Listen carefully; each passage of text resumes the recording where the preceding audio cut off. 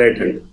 అయితే నేను ఇప్పుడు అజారుద్దీన్ విషయంలో రెండు విషయాలు మానవతరాయ్ గారు మాట్లాడారు. రెండు విషయాలు అజారుద్దీన్ విషయాలు మీకు చెప్పదలుచుకున్నాను. ఒకటి, అజారుద్దీన్ గారు 2023లో గోపీనాథ్ గారి చేతిలో, మా పార్టీ చేతిలో ఓడిపోయినారు. ఓడిపోయిన తర్వాత గోపీనాథ్ గారి మరణం తర్వాత ఆయన స్వయంగా ఒక 15 రోజులు ఆ నియోజకవర్గంలో తిరిగి నాకు ఓటేయండి, నేనే అభ్యర్థి అని చెప్పుకున్నారు ఆయన. అది అన్ని పత్రికల్లో కూడా వచ్చింది. అది వచ్చిన తర్వాత ఏం చేసినారంటే అతన్ని కాదని చెప్పి ఇప్పుడు నవీన్ యాదవ్ గారికి టికెట్ ఇచ్చారు. ఓకే, వారి ఇష్టం. ఇప్పుడు అజారుద్దీన్ సడన్ గా మంత్రి పదవి అనేదానికి రెండు విషయాలు తెలంగాణ ప్రేక్షకులకు తెలవాలి. ఒకటి ఏంటంటే ఇంటెలిజెన్స్ నివేదిక, రెండు పత్రికలలో వచ్చింది, మీకు ఎప్పుడు కాదు. ఇంటీరియల్ నివేదికతో సీఎం అప్రమత్తం అనే దాంట్లో, ఆ హెడ్డింగ్ లో రాసిన దాంట్లో ఇంటెలిజెన్స్ నివేదిక సీఎం గారు తెప్పించుకున్నారు ఆయనకు అవకాశం. ఏంటి దాంట్లో అంటే మెజారిటీ ముస్లిం నాయకులు, మైనార్టీ నాయకులు అందరూ కూడా బీఆర్ఎస్ లో చేరటం వరుస క్రమంలో చేరుతున్నారు అనేది ఒకటి.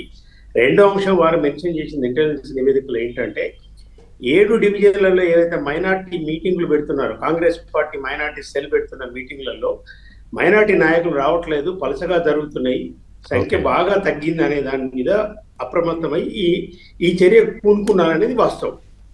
కాబట్టి అజారుద్దీన్ గారిని తీసుకొస్తే ఫస్ట్ అజారుద్దీన్ టికెట్ వ్యతిరేకించింది ఎవరండి? ఎంఐఎం పార్టీ వ్యతిరేకించింది. ఎందుకంటే ముస్లిం వాళ్ళు మేమే ఛాంపియన్ అని వాళ్ళు చెప్పుకున్నారు. అజారుద్దీన్ టికెట్ ఇవ్వడానికి వ్యతిరేకించింది ఎవరు? ముస్లిం మైనార్టీ, ఏది ఎంఐఎం వ్యతిరేకించింది. ఇప్పుడు ఎంఐఎం కాదని చెప్పి చేసినట్టు ముస్లిం ఓట్లు కాంగ్రెస్ కు పడటం లేవు అనేది వాస్తవం. ఈ చర్య తీసుకోవచ్చు ముఖ్యమంత్రి గారు ఎవరినైనా. కరెక్టే, ఆ లోపాలు సరిదిద్దుకోవడానికే రాజకీయంగా ఎత్తులు పై ఎత్తులు వేస్తామని మానవతరాయ్ గారు చెప్తున్నారు. సో ఇప్పుడు గేమ్ చేంజరా అజారుద్దీన్ మంత్రి అవడం? రిషి గారు, మానవతరాయ్ గారు చెప్పింది కాదనను, ముఖ్యమంత్రి గారి వారికి అధికారం ఉంది, ఎవరినైనా పెట్టుకోవచ్చు. దాని గురించి ప్రశ్నించటం లేదు. వారు ఎవరైనా పెట్టుకోవచ్చు, ఎమ్మెల్సీ కాకుండా పెట్టుకోవచ్చు, ఎమ్మెల్యే కాకుండా పెట్టుకోవచ్చు. 6 నెలల్లో వాళ్ళు ఎన్నిక కావాలి. అవును. ప్రధానంగా జరిగిన ఈ డ్యామేజ్ ఏదైతే ముస్లింస్ గంపగుత్తగా బీఆర్ఎస్ ఓట్లు ఇస్తున్నారనే దాంట్లో నుంచి బయటపడి ముస్లిం మైనార్టీ ఓట్లు అట్రాక్ట్ చేయడం కోసం అజరుద్దీన్ గారికి ఏదో కంటి చూపు చర్యగా ఇస్తున్నారు. రెండో అంశం అజరుద్దీన్ గారి గురించి చెప్పాలి. ఇప్పుడు వారిని వివాదాస్పదమైన ఎమ్మెల్సీ సీట్లు వారికి ఇచ్చినారు గవర్నర్ కోటాలో.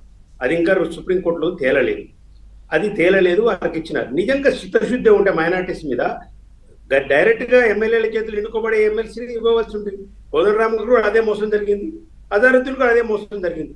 వివాదమైన గవర్నర్ కేసు నడుస్తున్న, సుప్రీంకోర్టులో కేసు నడుస్తున్న ఎమ్మెల్సీ ఎందుకు ఇవ్వాలండి అజారుద్దీన్ గారికి? మంచి ఎమ్మెల్సీ ఇవ్వచ్చు కదా. రెండో అంశం, ఇప్పుడు 6 నెలల్లో వారు మంత్రి పదవి అయినప్పటికీ కూడా సరే, ఇప్పుడు సెంట్రల్ ఎన్నికల కమిషన్ రాసినారు, అది ఏమైందో అది కోడ్ ఎట్లా అనేది వారు నిర్ణయం తీసుకుంటారు ఢిల్లీ నుంచి ఇప్పుడు పెట్టిన ముహూర్తానికి. అయితే 6 నెలల్లో వారు ఎన్నిక కావాలి, మళ్ళీ ఎమ్మెల్సీగానో ఎమ్మెల్యేగానో. 6 నెలల్లో ఎమ్మెల్సీలు ఖాళీ అయ్యి లేవు. నవంబర్ 2026లో మళ్ళీ 3-4 ఎమ్మెల్సీలు ఖాళీ అవుతుంది. ఇప్పుడు ఖాళీ అయ్యేది కవిత గారికి. ఇప్పుడు ఆమె రిజైన్ చేసింది, ఫార్మేట్ లో ఉంది కాబట్టి కాంగ్రెస్ ఏమైనా ఒత్తిడి తెచ్చి మండలి స్పీకర్ మీద ఆమెను రాజీనామా చేయిస్తే ఇమ్మీడియట్ గా నిజామాబాద్ లోకల్ ఎన్నికలలో అజారుద్దీన్ గారు పోటీ చేయాలి. ఆ నిజామాబాద్ లోకల్ బాడీ ఎమ్మెల్సీ కూడా జరగదు. ఎందుకు జరగదు అంటే స్థానిక సంస్థలు ఎన్నికలు లేరు కాబట్టి పాత వాళ్ళతో ఎన్నికలు నిర్వహించే అవకాశం లేదు. మళ్ళీ కొత్తగా ముఖ్యమంత్రిను ఒక పార్టీ ప్రభుత్వం అన్ని ఆలోచించకుండానే ఇస్తారా?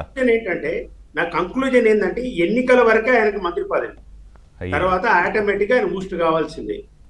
జరగబోయేది ఇది కేవలం ఎన్నికల కోసమే. ఎందుకు చెప్తున్నామంటే అవకాశం ఉంటే మానవతరాయ్ గారు చెప్పాలి. ఎన్నికల వరకే మంత్రి పదవి అయితే కిషోర్ రెడ్డి గారు బీజేపీ ఇంత హంగామా ఎందుకు చేస్తుంది?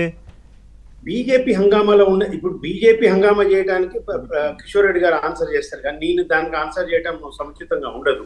నేనేమంటున్నంటే 6 నెలల ముచ్చటే మంత్రి పదవి అజారుద్దీన్ది అనే దానికి నేను శాస్త్రీయమైన సహేతుకమైన కారణాలు చెప్పిన. ఇక ఎమ్మెల్యే కొడంగల్ నుంచి ముఖ్యమంత్రి గారు రాజీనామా చేసి ఆ సీటు అజారుద్దీన్ గారికి గెలిపించుకోవాల్సిందే, వేరే అవకాశం లేదు. ఎందుకంటే ఇప్పుడు ఈయనకే సీట్ ఇవ్వచ్చు, జూబ్లీహిల్స్ లో నవీన్ యాదవ్ కి ఇచ్చే బదులు అజారుద్దీన్ కి ఇచ్చి గెలిపించుకోవచ్చు. అదే చెప్పిన. ఆయన దరిదాపు 15 నుంచి 23 వారాలు ప్రచారం చేసుకున్నాడు, కొన్ని పోస్టర్లు కూడా వేయించుకున్నాడు, మళ్ళీ తిరిగినాడు. నాదే సీటు, నేను ఓడిపోయినా గెలుస్తాను కూడా చెప్పినారు. సీట్ ఇవ్వకపోవడానికి గల కారణము ఎంఐఎం ఆబ్జెక్షన్ తెలియజేసింది. నవీన్ యాదవ్ సీట్ ఇవ్వడానికి కారణం ఆయన ఒప్పుకున్నారు కాబట్టి, ఎంఐఎం కాబట్టి ఇచ్చినారు. ఇప్పుడు ప్రాబ్లం ఏంటంటే ఎంఐఎంతో పోతే మనం అసలే ఉనికిపోతుంది, ఓడిపోయేటట్టున్నామని ముస్లిం మైనార్టీ ఓట్లను అట్రాక్ట్ చేయడం కోసం ఇలా అజారుద్దీన్కి ఇస్తున్నారు. ఆయనకు మంత్రి పదవి ఇచ్చినా అది ఉండదండి, నిలబడదు. అది కిషోర్ రెడ్డి గారు కంటి చూపు చర్య మాత్రమే చేస్తున్నారు. ఎందుకంటే ముస్లింస్ గంప దరిదాపు మాకు 70% ఓట్లు దాదాపుగా మా అంచనా ప్రకారం కాంగ్రెస్ సర్వే ప్రకారం కూడా 11 నుంచి 12% మాకు వాళ్ళకి తేడా ఉంది. గెలుపు ఖాయమైపోయింది. Oh, that's 70% ముస్లిం ఓట్లు మాకు పడబోతున్నాయి అక్కడ. 70% ఈజ్ హ్యూజ్. దీనికి కిషోర్ రెడ్డి గారు counter గానే అజారుద్దీన్ కాదు, ఈ గారికి పంచాయతీ ఇచ్చింది. మొత్తం ఈ పంచాయతీ జూబ్లీస్ పంచాయతీ మొత్తం బీఆర్ఎస్ వర్సెస్ కాంగ్రెస్ లాగా ఉంటే కానీ మధ్యలో హడావుడేమో ఎక్కువ బీజేపీది ఉందా? ఏం లేదండి, ఎక్కడ ఉందండి? కాదు, ఒక్క నిమిషం. కిషోర్ రెడ్డి గారు కిషోర్ రెడ్డి గారిని అడిగాను. నరసారెడ్డి గారు పోయినసారి అజారుద్దీన్ నరసారెడ్డి గారు కిషోర్ రెడ్డి గారిని అడిగాను. ఒక్క రెడ్డి నిమిషం. గారిగా కంటిన్యూ చేస్తూనే ఉన్నారు. కాదు, కిషోర్ రెడ్డి గారిని అడిగా. కిషోర్ రెడ్డి గారిని అడిగా. కిషోర్ రెడ్డి అడగండి, చెప్పండి. చెప్పండి. సారీ పర్లేదు.